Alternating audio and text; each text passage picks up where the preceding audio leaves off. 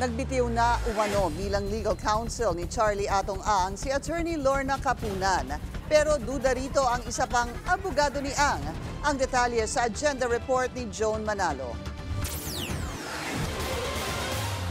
Umuugo ngayon ang usap-usapan na nagbitiw na si Attorney Lorna Capunan bilang legal counsel ng negosyante at bilyonaryong si Atong Ang, na itinuturong mastermind sa pagkawala ng 34 na sabungero.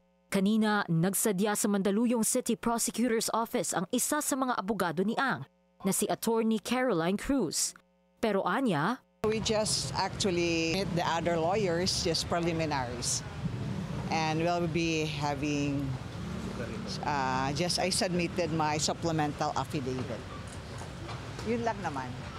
We meet the other lawyers and our team as well. So wala pa namang just preliminaries. Unang lumabas na out na si Capunan dahil nais niya raw mag-focus sa paghahanda bilang isa sa mga private prosecutor sa impeachment trial ni VP Sara. Pero sa isang text message sa Billionario News Channel, sinabi ni Attorney Cruz na fake news daw ito. Sinubukan naming kunin ang kumpirmasyon kay Capunan mismo, pero hindi pa ito sumasagot.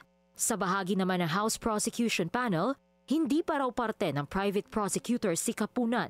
Well, to be honest with you, si Attorney Capunan po ay isang abogado.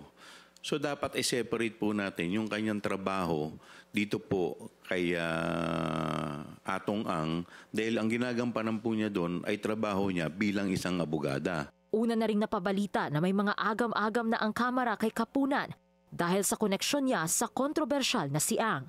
Para sa agenda, Joan Manalo, Billionario News Channel.